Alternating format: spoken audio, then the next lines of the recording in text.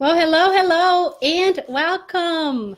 Thank you for listening today. And if you missed it, we started yesterday with a series all about your market's language. And that is a very important piece of building your business and growing it, because the more you can communicate with your market audience, the better you are going to get them involved in what you do and offer them what you have to sell. So keep in mind, every time I talk about a product that you have to sell, I'm talking about either a physical product or a digital product or a service.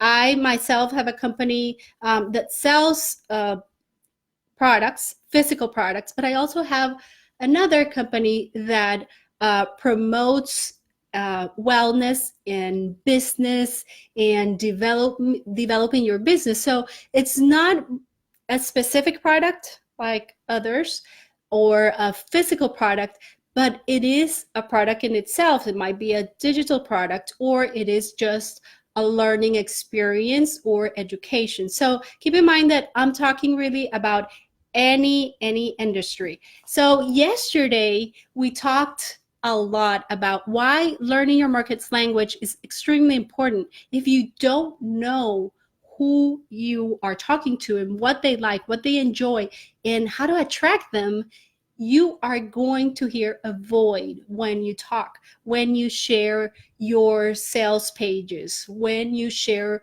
your product on post, on and anywhere, everywhere that you share it, you have to talking to. So today I'm very excited because we're going to learn with a plan that I have, that I developed myself, how to determine who your target audience is. I know it's a huge question. I know it scares some of you because it's such a wide thing. Who is my target audience? My target audience can be anybody. And that is the first thing that comes to mind when you're asked that question. Anybody that buys my product is the target audience. Well, that is not the very targeted to your perfect client. The audience is any audience out there, but you want to target the people who are actually going to buy from you, the people who are going to enjoy and love your product to the point where they're raving fans, to the point where anything that you launch, they're there and they want it before you launch it, because you are serving them directly. You are making those products specifically for them. And you're also using the perfect language to communicate with them. So keep in mind that your audience might change. Even though you have a demographic set, your audience might change because things in their lives change. Their language can change with time, their problems, their morals, their values, all of that can change, even though your demographic can stay the same for 100 years. So keep that in mind always when you're talking to your audience. So I'm going to share with you 4 easy steps of finding out who your audience is. And if you don't have a product or a service that you know exactly that you're starting your business with, or that you're selling right now, then you're going to make an educated guess to try to apply all of these steps, but you're going to learn the process. When you have that product, you have a clear idea of how you're going to find your audience. So the first one, and very important one, is create a customer avatar.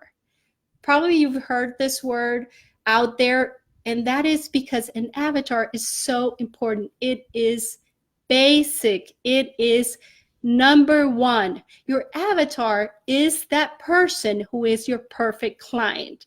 And what I mean by that person is, I really mean that you focus on one person, give it a name, give it a face, give it hobbies, give it personality, make it live, make that person, keep it in your head and focus on that person, because you are going to start thinking like that person.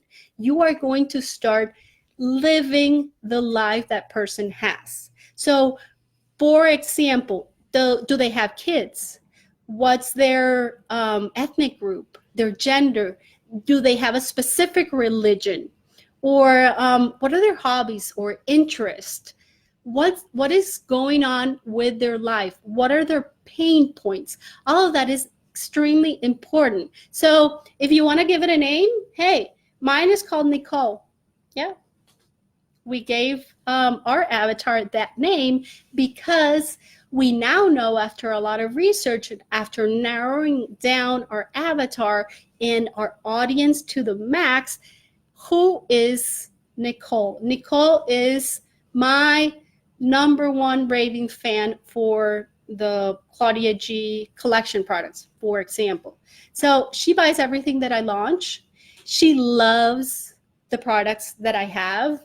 She is always searching for where I am, how to follow our company, what else is our company doing. She's always looking for us. So instead of me looking for that perfect audience and that perfect person, with our communications and with everything that we put out, you grab the attention of those people. So I have a clear idea, completely clear idea of who my client avatar is, to the point where I have a name for her, to the point where I know what their hobbies, what she loves to do, what she doesn't like doing, but she has to do anyways, her struggles. I know about her age, whether she has children, and I do know she has children, but I also know the stage they're at in parenting. I also know whether they're married or single or divorced. All of those are very important because remember, you are talking directly to them. You want them to feel like you know them. They need to feel like, oh my God, she's talking directly to me. That is what you want. So once you have that client avatar, then you need to do some research. And I'm going to tell you how to do this researching your audience. Now, before I keep on going, if you want a format on how to create your avatar and work it out on paper, then email me and I'll be happy to send it to you. It's a PDF form and it helps a lot when you're defining your avatar. Just email me at hello@claudiagstudio.com and I'll be more than happy to send that form to you. So let's go back to step 2, which is researching your audience.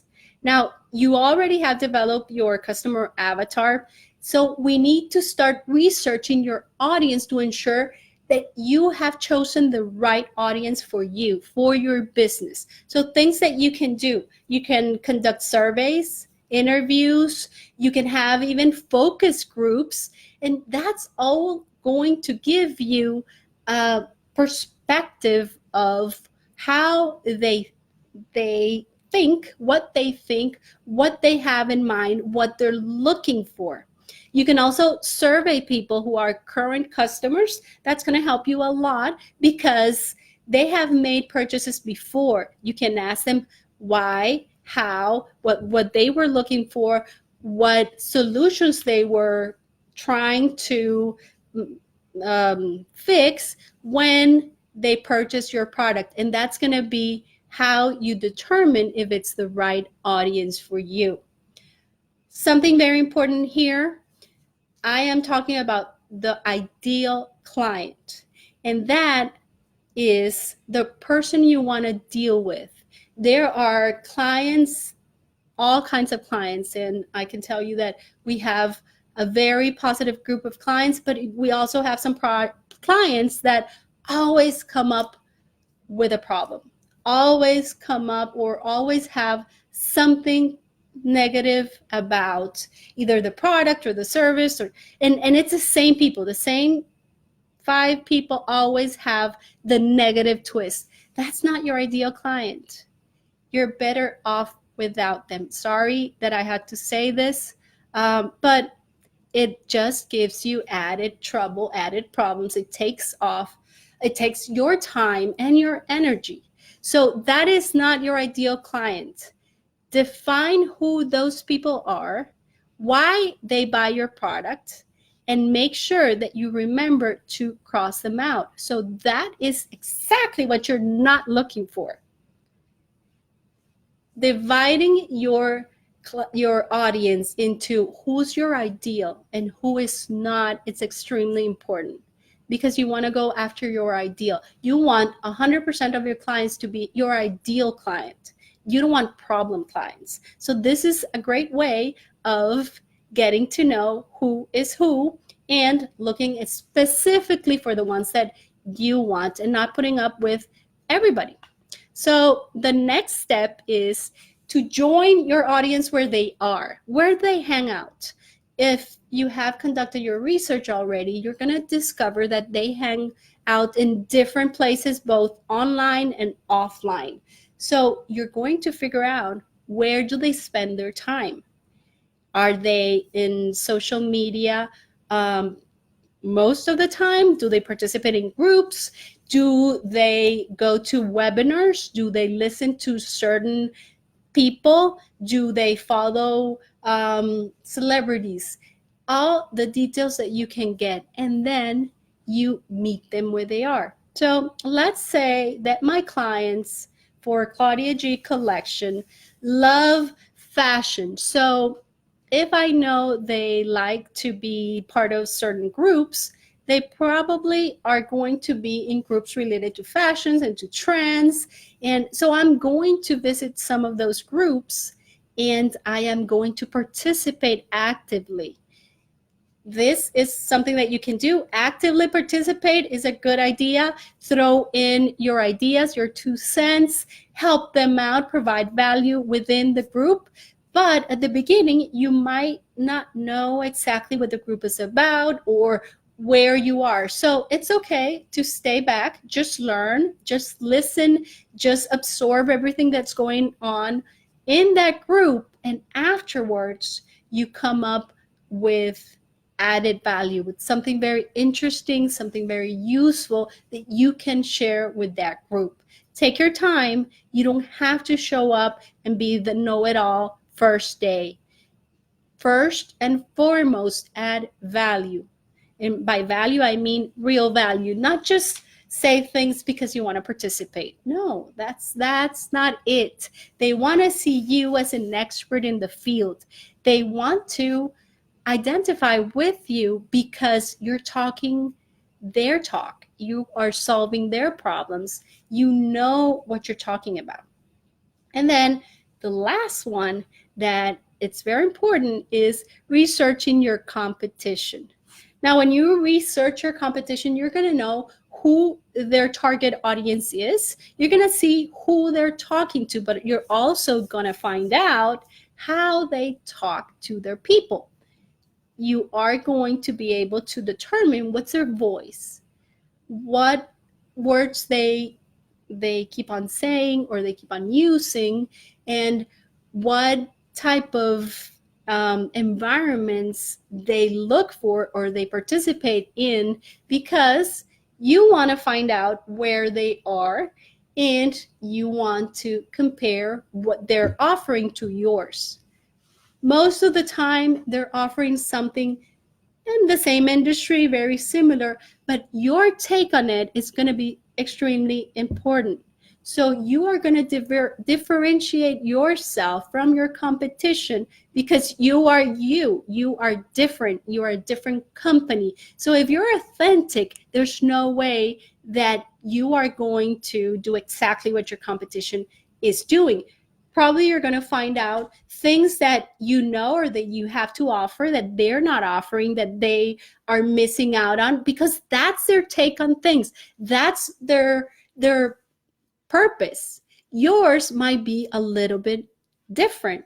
So, for example, let's talk about, again, Claudia G collection. And we sell a lot of earrings and things that are on trend and accessories, basically. So my competition, shows a lot of on-trend things and colors, and it's all about the product, the product, the product. What I feel some of them are missing, and what I come in with is a little bit more of the personal touch, more of the motivational part, more of sharing or showing my client that it's not about wearing a beautiful handbag. It's not about being pretty. It's about feeling pretty. It's about feeling confident. It's about getting a smile out of your face, getting a huge smile when you see yourself in the mirror and you're having an awful day. That is what an accessory is for me.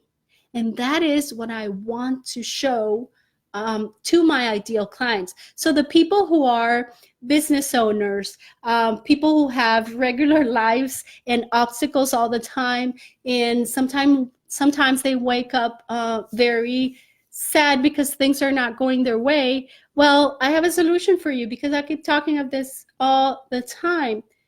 Wear something pretty, just accessorize yourself, look at yourself in the mirror, and empower yourself, because you can do this. It's all about confidence. So again, it's not about what you wear. It's not about the product. It's not about the piece, the earrings, or the bracelet that you're wearing. It's how you use it to empower yourself, to give yourself confidence, to make it something that enables you to get other things. So you see, my take on accessories might be very different from someone else's, but I still want to know my competition's audience, and I still want to see how they talk to their audience. And if I want to differentiate from them, then I'm going to look for the spaces where they're lacking, and I'm going to try to fill those. So you see how important is researching your competition. And usually what you're doing with your competition is, like I said, filling in some gaps. But also, if you find something that they're doing right, you want to model it, because you know it's working for them. If your competition is successful selling through, I don't know, videos, for example, and then you see that a lot of people are attracted to watching the videos of your competition, you want to model that. You want to do your own videos your own way. You don't want to do exactly the same, say the same things at the same time, use the same topics. No, but you want to model the idea, what they're doing, and you can do it your way. So as you can see with these 4 steps that I mentioned, you can definitely determine who your audience is. And tweaking and changing things around is going to help you, and it's going to be necessary. So don't stay still once you find your ideal client, because things are going to change. That's life. So embrace it and be part of that audience and feel part of that audience, but at the same time, change with them and bring them alive with that change. Make them realize that you're also going through that change. You're understanding them, and that's why they're your ideal client. So let's go over real quick the 4 steps that you need to find out who your audience is. The first one is creating your avatar. The second one is researching your audience. The third one is joining your audience where they are. And the last one is researching your competition. Now, 4 beautiful steps that you can start working on today. If you need that PDF form to help you with creating the avatar, just email me, hello@claudiagstudio.com. But start doing this today. As you can see, 15 minutes of your time, or maybe 20 minutes, I've been talking about your audience. This can give you a lot of guidance to start working on your own audience and start perfecting your message, because you know them perfectly.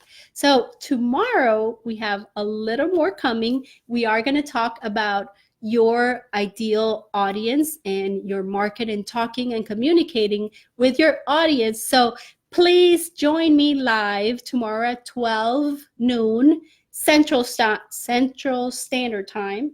And I'll be here and we'll be talking about something else. And we are going to be implementing something else. So try not to miss out, because we're going step by step and we are going to implement something very useful every single day. So see you tomorrow, and thanks for watching.